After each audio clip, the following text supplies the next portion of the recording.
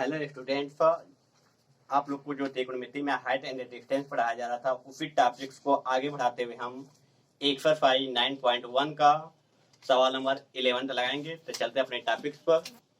तो आज का टॉपिक्स है एक्सरसाइज, मतलब कि आप लोग का प्रश्नावली 9.1 का प्रश्नावली 9.1 का सवाल नंबर 11वां है, 11th है। चलते हैं, इसको पढ़ते हैं और इसकी सहायता से एक फिगर ड्रा करते हैं और उसके बाद सवाल को सॉल्व करते हैं। और हो सके तो आप लोग फिगर को अपने पे ड्रा कीजिए, क्योंकि कभी भी एग्जाम में फिगर दिया हुआ सवाल नहीं आता है। फिगर आपको अपने पे ड्रा करना होता है और उसके सहायता से सवाल को सॉल्व करना होता है। तो चलते हैं, फिगर को बनाते हैं और देखते हैं कि कैसे बनाया जा रहा है। और जितना आप लोग प्रैक्टिस करेंगे उतना ही बेटर रहेगा आप लोग के लिए। तो बोला कि एक नहर तट पर, जैसे यह नहर है, नहर के दो तट या मिला मतलब कि किनारे हैं। तट का मतलब किनारा होता है, एक किनारा यहाँ और एक किनारा यहाँ है। तो तट पर एक टीवी टावर ऊर्ध्वाधर खड़ा है। तो यहाँ पे एक टीवी टावर है, इस किनारे पर टीवी टावर खड़ा कर दिया। हम चाहेंगे तो इस किनारे पर भी खड़ा कर सकते थे, तो किसी एक किनारे पर खड़ा कर दिया गया। फिर आगे बोला गया कि टावर के ठीक सामने दूसरे तट पर, दूसरा तट मतलब दूसरे किनारे पर, दूसरे तट के एक अन्य बिंदु से, मतलब यहाँ पे एक बिंदु ले लिए, एक अन्य बिंदु से टावर के शिखर का उन्नयन कोण आपका 60 अंश है। तो थोड़ा सा इतना दूरी पे यह बिंदु ना लेके थोड़ा सा और नजदीक ले लेते हैं। यह बिंदु यहाँ पे लेते हैं।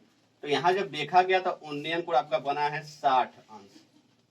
इस बिंदु से इस शिखर को, इस टीवी टावर के शिखर मतलब ऊपरी भाग को देखा गया तो उन्नयन कोण आपका 60 अंश बना हुआ है। फिर आगे इसी तट पर, यही तट जो है, इसी तट पर इसी बिंदु से 20 मीटर दूर, अब यहाँ 20 मीटर दूर बोला गया तो 20 मीटर दूर आपका इस साइड में भी जा सकते हैं और इस साइड में भी आ सकते हैं। अब देखते हैं क्या होता है। तो इस बिंदु से 20 मीटर दूर और इस बिंदु को टीवी टावर के पाद बिंदु से मिलाने वाली रेखा, या टीवी टावर का पाद बिंदु मतलब निचला हिस्सा कहते हैं, को मिलाने वाली रेखा पर स्थित एक अन्य बिंदु से, अभी भी क्लियर नहीं हुआ कि अब इस साइड में है 20 मीटर कि उस साइड में है, एक अन्य बिंदु से टावर के शिखर का उन्नयन कोण 30 अंश है। अब यहां से क्लियर होगा कि आपका 30 अंश वाला जो देखा गया है वो इस साइड में है कि उस साइड में है। यदि हम 20 मीटर इस साइड में आएंगे तो अब यहां से यदि हम इसको मिलाते हैं तो उस कंडीशन में जो इस टावर के पास में रहता है तो वहां कोण अधिक बनना चाहिए, लेकिन यहाँ तो 30 अंश दिया है, 60 से और कम कर दिया, तो इसका मतलब 30 अंश वाला और आगे होगा। तो आपका इस साइड में गया है, तो 20 मीटर हम इस बिंदु से 20 मीटर इस साइड में जाएंगे। तो यहाँ से यहाँ तक का जो डिस्टेंस है वह 20 मीटर है। अब यहाँ से देखा गया है, तो जब यहाँ से पुनः इस टीवी टावर के शिखर को देखा गया तो उन्नयन कोण आपका बना है, उन्नयन कोण आपका 30 अंश है। उन्नयन कोण आपका 30 अंश है। इस साइड में क्यों नहीं है, आपको क्लियर हो गया होगा कि इस साइड में क्यों नहीं आया गया है। इसलिए कि यह 30 अंश अब यहाँ पर 30 अंश हो जाएगा, यह जो कि असंभव है। यहाँ वाला कोण हमेशा छोटा होता है, यहाँ वाला कोण हमेशा बड़ा होता है। इसीलिए हम यहाँ पर 60 बड़ा दिखा दिया और यहाँ 30 छोटा दिखा दिया। हमेशा उस साइड वाला छोटा होता है और इस साइड वाला बड़ा होता है। टीवी टावर के पास वाला जो रहेगा वो बड़ा होगा, उससे जो दूरी होता है वह छोटा होता है, इसीलिए 20 मीटर उस साइड में गए हैं। तो आगे चलते हैं। तो टावर की ऊंचाई ज्ञात कीजिए। टावर की ऊंचाई और नहर की चौड़ाई भी ज्ञात करना है। तो टावर की ऊंचाई मतलब यह ज्ञात करना है, टावर की ऊंचाई को h मान लेते हैं, यह h ज्ञात करना है। और क्या पूछा गया, नहर की चौड़ाई। तो नहर का एक किनारा यह था और एक किनारा यह था, तो इन दोनों किनारों के बीच की दूरी भी ज्ञात करनी है, अर्थात नहर की चौड़ाई ज्ञात करनी है। तो नहर की चौड़ाई यही है। इस नहर की चौड़ाई को कुछ भी मान लीजिए, चाहे एफ या वाई कुछ भी मान लिया जाए। आपका यह फिगर बन गया। अब क्या करना है यह भी अच्छी तरह से क्लियर हो गया है। तो अब इस फिगर का नाम रख देते हैं ए बी सी डी, आप लोग कुछ भी रख सकते हैं, पी क्यू आर एस भी रख सकते हैं। अब क्या करेंगे, यहाँ पर 90 अंश बन रहा है, मतलब कि समकोण त्रिभुज हो गया। और पहले ही बताया गया था कि जितने भी हाइट एंड डिस्टेंस के सवाल होंगे सब के सब समकोण त्रिभुज पर आधारित होंगे, अर्थात उसमें कोई न कोई एक और 90 अंश क्लियर है कि बनेगा, और 90 अंश बनेगा तभी वो समकोण त्रिभुज होगा। तो इसमें दो समकोण त्रिभुज है, एक तो हो गया आपका ए बी सी छोटा वाला जिसमें 60 अंश आ गया, और एक ए बी डी बड़ा वाला जिसमें कि 30 अंश आ गया, और दोनों में 90 अंश आया है, और दोनों में 90 अंश आना ही चाहिए क्योंकि समकोण त्रिभुज हम लोग लेके सॉल्व करते हैं। तो अब देखिए हमको इस ऊंचाई को और इस एक्स को कैसे ज्ञात करना है, तो चलते हैं आगे। तो सबसे पहले क्या करते हैं कि इन दोनों समकोण त्रिभुज में से किसी एक को पहले पकड़ लिया जाता है, लेकिन हमारे नियमानुसार छोटे वाले को पहले पकड़ते हैं। तो त्रिभुज ए बी सी में, त्रिभुज ए बी सी जो समकोण त्रिभुज है वो छोटा वाला है। तो इसमें यह आपका क्या है, लंब है, और यह नीचे वाला आपका क्या है, आधार है। तो लंब और आधार tan में ही दिखाई देता है, तो tan लिखेंगे। और छोटा वाला त्रिभुज लिए तो छोटा वाले में आपका 60 अंश दिखाई देता है, तो लिखेंगे tan 60 अंश। फार्मूला क्या होता है, लंब बटा के आधार होता है, और इसका वैल्यू जो होता है tan 60 का कड़ी में 3, और लंब, तो लंब है आपका h, और बटा के आधार, तो आधार आपका x है। छोटे वाले में केवल यहीं से बस यहीं तक है, क्योंकि आपका छोटा वाला बस यहीं से यहीं तक लिया गया है, तो छोटे वाले में बस x है, मतलब BC है, और BC का मतलब x मान लिए। अब क्या करेंगे, इसके बटा कुछ नहीं तो एक मान का त्रिया गुणा कर देंगे, तो h का गुणा 1 में करेंगे तो हो जाएगा h, और कड़ी में 3 गुणा x में करेंगे तो हो जाएगा कड़ी में 3x। यह आपका इक्वेशन फर्स्ट हो गया, जरूरत पड़ने पर इसका प्रयोग किया जाएगा। अब चलते हैं बड़े वाले त्रिभुज को लेते हैं, क्योंकि छोटे वाले त्रिभुज को लिए तो कुछ प्रॉफिट हो गया कि यह जो h है वो कड़ी में 3x के बराबर है, इतना कुछ प्रॉफिट मिला है। अब त्रिभुज ए बी डी में चलेंगे, बड़े वाले में, त्रिभुज ए बी डी में, इसमें भी यह लंब है और यह आधार। तो बड़े वाले में आधार यहाँ से पूरा यहाँ तक है, यहाँ से यहाँ तक, अर्थात 20 और x दोनों है आधार में। यदि आधार हमको लिखना होगा तो 20 प्लस x या x प्लस 20 दोनों लिखेंगे, क्योंकि यहाँ से पूरा यहाँ तक आधार आ रहा है बड़े वाले में। और यह लंब है, और लंब और आधार पुनः tan में दिखाई देता है, tan लिखेंगे। और बड़े वाले में कौन सा कोण है, तो बड़े वाले में आपका 30 अंश आ गया। और यह याद रखिए, बड़े वाले त्रिभुज में हमेशा छोटा वाला कोण आएगा, और छोटे वाले त्रिभुज में हमेशा बड़ा वाला कोण आएगा, यह याद रखिएगा। तो tan 30 अंश बराबर लंब बटा आधार, एक बार लिख दिया गया तो दोबारा लिखा नहीं जाएगा। तो लंब वही रहेगा, बड़ा वाला भी लिए तो लंब यही आ रहा है, तो यह ही रहेगा। अब बटा आधार, लेकिन आधार आपका यहाँ से यहाँ तक हो गया, मतलब कि x प्लस 20 हो जाएगा, दोनों आ जा रहा है।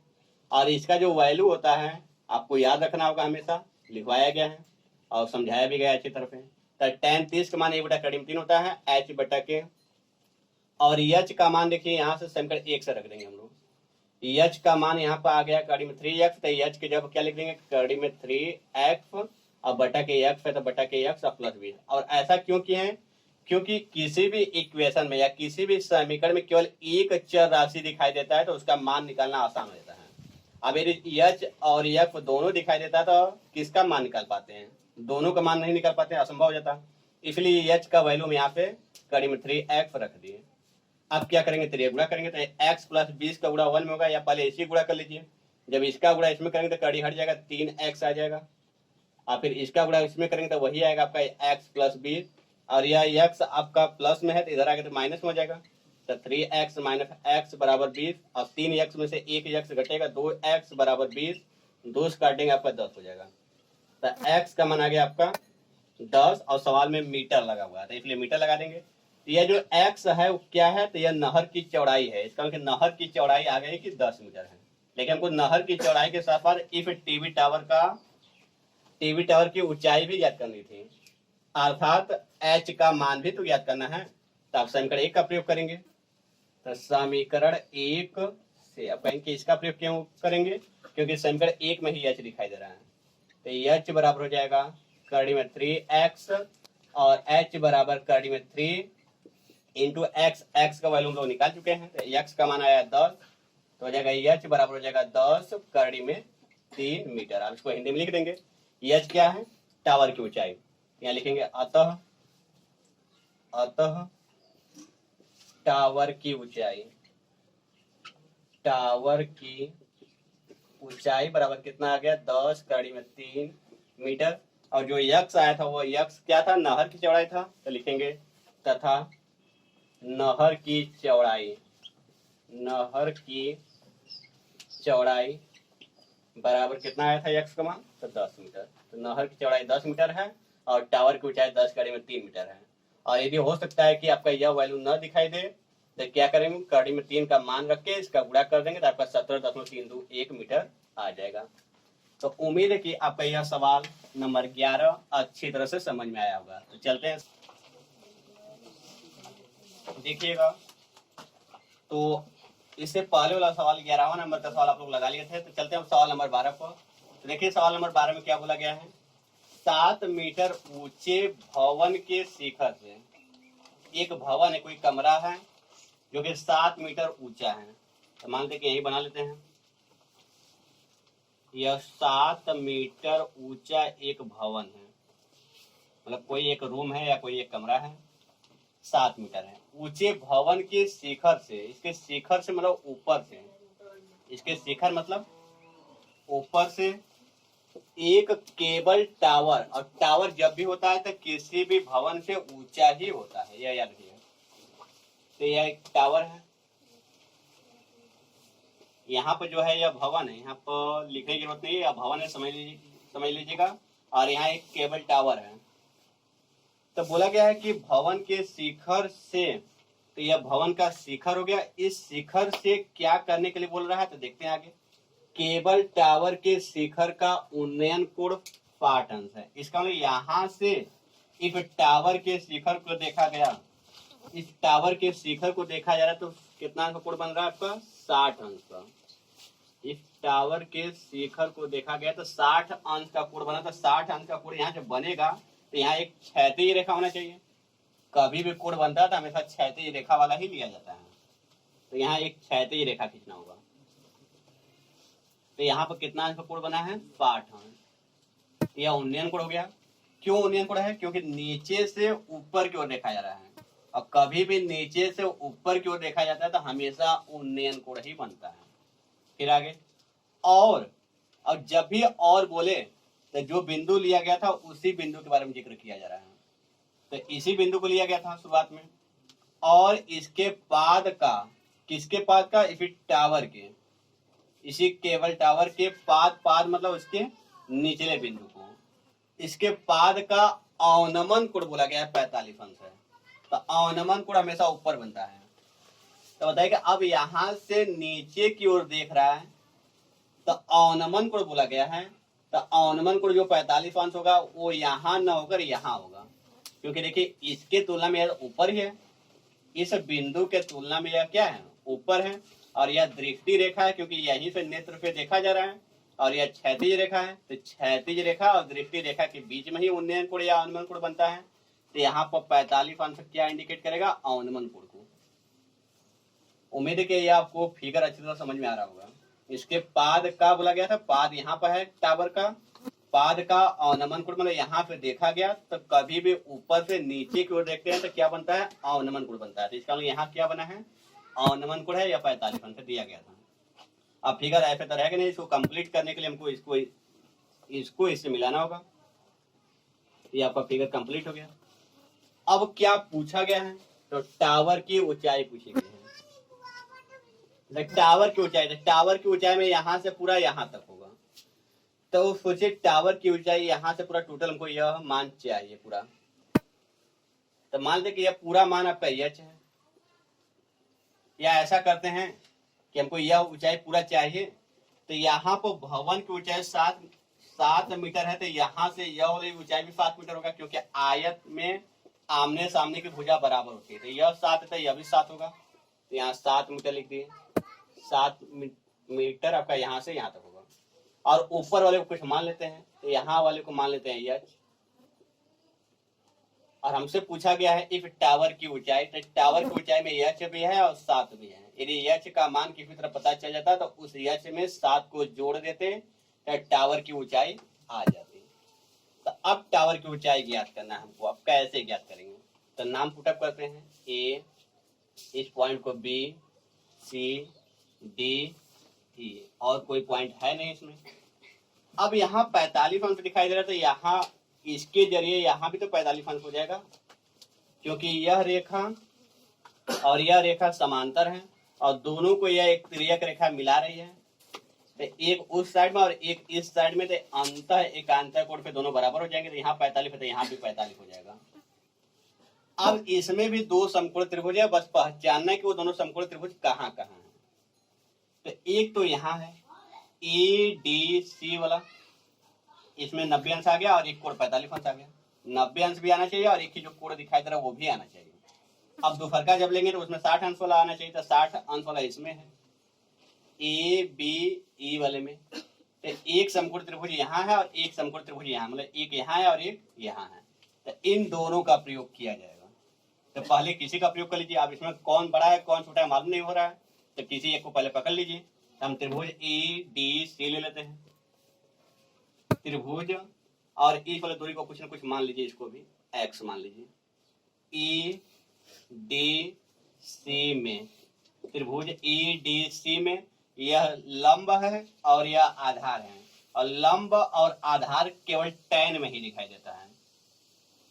लंब और आधार केवल tan में ही दिखाई देता है, इसलिए tan का प्रयोग किया जाएगा।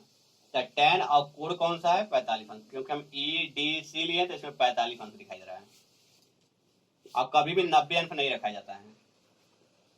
बराबर फार्मूला क्या होता है इसका, लंब बटा के आधार, और tan 45 का मान होता है 1, और लंब, तो इस समय इसमें लंब कितना है 7 है।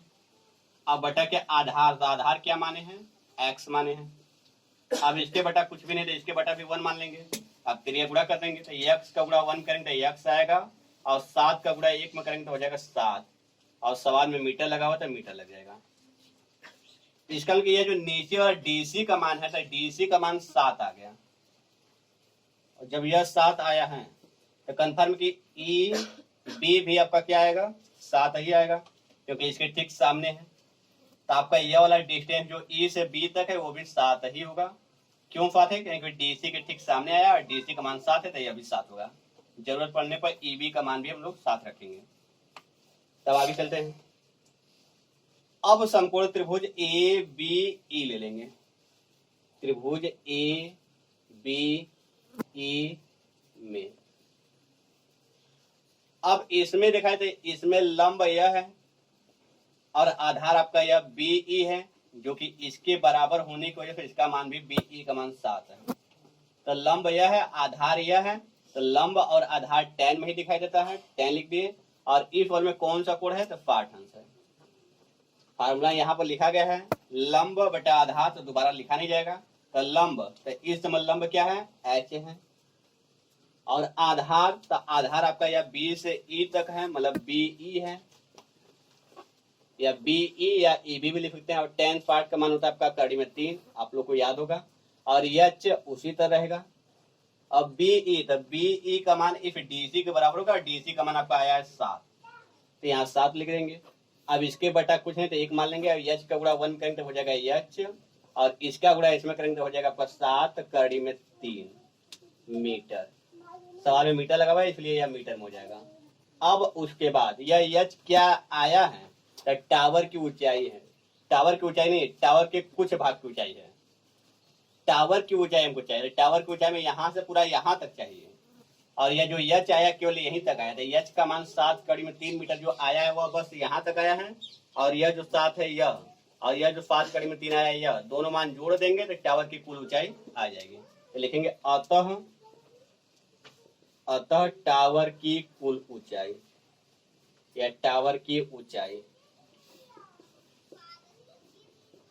टावर की ऊंचाई में H भी है और 7 भी है, तो H प्लस 7, और H का मान आया है 7 कड़ी में 3, और प्लस 7 है 7 लिखेंगे, और दोनों 7 में से एक 7 कॉमन ले लेंगे, तो यहाँ 7 से 7 कट जाएगा, आपका बचेगा कड़ी में 3, और प्लस 7 का भागा 7 में देंगे रहेगा आपका 1, और यही टावर की आपकी ऊंचाई हो जाएगी।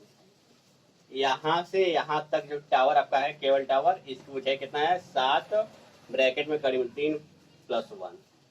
तो अब चलते हैं सवाल नंबर 13 पर। चलिए तो चलते हैं सवाल नंबर 13 पर। इससे पहले आप लोग का सवाल नंबर 12 लगा दिया गया था। तो सवाल नंबर 13 पर देखिए क्या है, बोला है कि समुद्र तल से, ये आपका समुद्र का तल है या उसका सतह है या उसका पृष्ठ है, इस समुद्र तल से 75 मीटर ऊंचे लाइट हाउस, एक आपका लाइट हाउस है, जैसे एक खंभा होता है, खंभे पर लाइट जैसा लगाया गया होता है, उसी का नाम दिया गया है लाइट हाउस। तो ऊंचे लाइट हाउस, और कितना ऊंचा है, 75 मीटर बोला गया है, 75, 75 मीटर ऊंचा एक लाइट हाउस है। यहाँ से यहाँ तक की जो ऊंचाई है 75 मीटर है। फिर आगे, लाइट हाउस के शिखर से, इसके शिखर से मतलब यहाँ से, इसके शिखर से देखने पर दो समुद्री जहाज, दो समुद्री जहाज, और समुद्री जहाज समुद्र के सतह पर या तल पर होगा, तो मान लेते कि एक यहाँ है और एक यहाँ मान लेते हैं। समुद्री जहाज की ऊंचाई दिया नहीं गया है, इसलिए इसको बिंदु से ही दर्शाएंगे। इसके शिखर से, किसके शिखर से, तो लाइट हाउस के शिखर से दो समुद्री जहाजों के अवनमन कोण 30 अंश और 45 अंश। अवनमन कोण बन रहा है, इसका ऊपर से देखा जा रहा है नीचे, ऊपर से देखा जा रहा है नीचे। तो यहाँ पर कोई व्यक्ति है, यहाँ से इन दोनों जहाजों को व्यक्ति जो है बैठकर देख रहा है। इस पहले जहाज को भी देखा है और दूसरी जहाज को भी देख रहा है। तो दोनों जहाजों को जब देख रहा है तो बताया जा रहा है कि जो अवनमन कोण बन रहा है, इस देख रहा है यहाँ पे, तो इसका नेत्र यहाँ होगा, और नेत्र के पास ही कोण बनता है हमेशा। तो इसके साथ एक क्षैतिज रेखा होना चाहिए। तो यह आपका एक क्षैतिज रेखा खींच दिए, और कितने कितने कोण दिए हैं, 30 अंश और 45 अंश। तो जो यहाँ से यहाँ तक छोटा वाला होगा वो 30 अंश होगा। जब यह 30 अंश है तो इससे सटा हुआ यह लाइन गया है, तो इसमें यहाँ 30 अंश होगा। और फिर एक और कोण बोला गया 45 अंश, इसका मतलब यहाँ से दुफरकी जो लाइन गई है, दुफरका वाला अवनमन कोण कितना है, 45 अंश। मतलब यहाँ से लेके यहाँ तक जो बना वो 45 है। तो अब इस लाइन से 45 पर अटैच कर रहा है, तो इसका मतलब यहाँ क्या हो जाएगा, आपका 45 हो जाएगा। आपका कोण नीचे का नहीं दिया गया था, या ऊपर का कोण दिया गया था, उसके जरिए आपका नीचे वाला कोण निकाल लिया गया, क्योंकि आप लोग को बताया गया था कि अवनमन कोण के बराबर ही उन्नयन कोण होता है। तो उम्मीद है कि अच्छी तरह से क्लियर हुआ होगा। यह 30 अंश वाला कम वाला रहेगा, तो कम वाले के साथ यह लाइन आया है, तो इस लाइन पे 30 अंश बनेगा। और बड़ा वाला यहाँ से पूरा यहाँ तक हो जाएगा, तो 45 अंश हो जाएगा। तो बड़ा वाले लाइन पे, मतलब बड़ा वाला जो कोण है इस लाइन पे टच किया, तो यहाँ पर 45 अंश इससे बनेगा। अब क्या पूछा गया है, यह पहला जहाज है और यह दूसरा जहाज है। क्या हो सकता है, इसको पहला मान लेंगे, इसको दूसरा मान लेंगे। ये दोनों जहाज हैं, समुद्री जहाज हैं। तो आगे बोला कि यदि लाइट हाउस के एक ही ओर हैं, यह लाइट हाउस है, इसके जो दोनों जहाज है दोनों एक ही ओर हैं, तो इस लाइट हाउस के दोनों एक ही ओर हो गए हैं। यह जहाज भी और यह जहाज भी दोनों के दोनों एक ही साइड में है। और कभी कभी ऐसा बोलता है कि लाइट हाउस यहाँ रहता है और एक जहाज को इस साइड में और एक जहाज को इस साइड में कर देता है, तो वैसे भी सवाल आते हैं। लेकिन इस सवाल में बोला कि यदि लाइट हाउस के एक ही ओर हो, इसका इफ लाइट हाउस जो लगाया गया इसके एक ही ओर दोनों समुद्री जहाज हैं, तो इसके हिसाब से फिगर बिल्कुल सही है। फिर आगे, एक जहाज दूसरे जहाज के ठीक पीछे है, एक जहाज दूसरे जहाज के ठीक आगे पीछे हैं, दोनों क्लियर हो गया। तो दोनों जहाजों के बीच की दूरी ज्ञात कीजिए। तो पहला जहाज यहाँ पे, दूसरा जहाज यहाँ पे, तो इसके बीच की दूरी यह वाली ज्ञात करनी है। तो मान लीजिए इसके बीच की दूरी x है, और इस वाले को भी कुछ मान लीजिए, या तो इसको x मान लीजिए और इसको y मान लीजिए। तो हमको कौन सी दूरी ज्ञात करना है, x की y। तो आप लोग को क्लियर होना चाहिए कि दोनों जहाजों के बीच की दूरी पूछा गया है। तो यह जहाज एक है और एक जहाज यहाँ है, तो इसके बीच की दूरी पूछा गया, इसका मान पूछा गया, y का मान। तो चलते हैं अब सवाल पर। तो इसका नाम पुटअप कर देते हैं, A B C D हो जाएगा। अब इसमें दो समकोण त्रिभुज लेंगे, तो एक हो जाएगा ABC, जिसमें 45 वाला आ गया, ABC लिया गया, 45 वाला आ गया। अब ABD होगा दूसरा वाला, जिसमें 30 अंश आ जाएगा। तो किसी एक को पहले और किसी एक को बाद में लिया जाता है, तो छोटे वाले को पहले लिया जाता है। छोटा वाला कौन सा है, ABC है। तो लिखेंगे त्रिभुज ABC में यह लंब है और यह आधार है। आधार छोटे वाले बस यहीं तक है और लंब यह पूरा है। तो लंब और आधार टैन में ही दिखाई देता है, तो टैन का प्रयोग करेंगे। तो टैन के साथ साथ कौन सा त्रिभुज लिए हैं, तो त्रिभुज ABC लिए हैं। तो इसमें कौन सा कोण है, तो 45 वाला है, तो 45 लिखा जाएगा। तो 45 लिख दिए। फार्मूला क्या होता है, लंब बटा के आधार होता है, तो फार्मूला लिख दिए। और इसका वैल्यू जो होता है tan 45 डिग्री का वैल्यू होता है 1, मतलब tan 45 का मान 1 होता है। और लंब, तो लंब आपका 75 है। अब बटा के आधार, तो आधार यहाँ से यहाँ तक आपका छोटे वाले में यहीं तक है जो कि x है, x लिख दिए। अब इसके बटा में कुछ नहीं तो 1 मान लेंगे। अब x का गुणा 1 में होगा तो x हो जाएगा, और इसका गुणा इसमें होगा तो हो जाएगा आपका 75 मीटर। तो x का मान आ गया आपका 75 मीटर, लेकिन हमको x का मान नहीं, इन दोनों जहाजों के बीच की दूरी अर्थात y का मान चाहिए। तो अब दूसरे वाले त्रिभुज को पकड़ते हैं। तो दूसरा वाला त्रिभुज क्या है, तो ABD वाला है। तो त्रिभुज ABD में इसमें भी देखिए यह लंब है और आधार पूरा यहाँ से यहाँ तक हो गया। यह लंब है और यह आधार है, tan में ही दिखाई देता है, tan ही लिखेंगे। और ABD वाले में 30 अंश कोण दिखाई दे रहा है, इसमें 30 अंश लिखेंगे। फार्मूला आपका वही रहेगा, लंब बटा के आधार। तो tan 30 अंश का मान होता है 1 बटा कड़ी में 3, और लंब, तो लंब वही रहेगा 75 मतलब 75 मीटर। अब बटा के आधार, तो जब हम ABD लिए तो आधार में यह दोनों आ जाएगा, x भी आ जाएगा y भी आ जाएगा। तो इसका x प्लस वाई, बड़ा वाला लिया गया तो अब बड़ा वाले में यहाँ से यहाँ तक पूरा आएगा, तो x प्लस वाई हो जाएगा। अब क्या करेंगे, तो गुणा करते हैं, इसका गुणा 1 में करेंगे तो हो जाएगा आपका x प्लस वाई, और इसका गुणा इसमें करेंगे तो हो जाएगा आपका 75√3 हो जाएगा, मतलब 75 करने में 3। अब यहाँ देखिए x या y में से किसी एक का मान निकला हुआ है, तो x का मान आपको निकाला गया है। तो x का मान आपका 75, तो x का मान 75 रख देंगे, प्लस y बराबर 75 कड़ी में 3 हो जाएगा, और y बराबर हो जाएगा 75 कड़ी में 3 माइनस 75। y बराबर हो जाएगा आपका 75 कॉमन ले लिया जाएगा, और यहाँ बचेगा कड़ी में 3, और मान के यहाँ कुछ भी नहीं बचेगा तो 1 मान लिया जाता है। तो यह जो y आया है यही y दोनों जहाजों के बीच की दूरी है। तो लिखेंगे अतः दोनों जहाजों के, या फिर लिख देंगे जहाजों के बीच की दूरी, जहाजों के बीच की दूरी, तो दूरी कितना आया है 75 ब्रैकेट में कड़ी में 3 माइनस 1 मीटर। तो उम्मीद है कि आप लोग को यह सवाल नंबर 13 भी अच्छी तरह से क्लियर हो गया होगा। तो आप चलते हैं सवाल नंबर नेक्स्ट पर।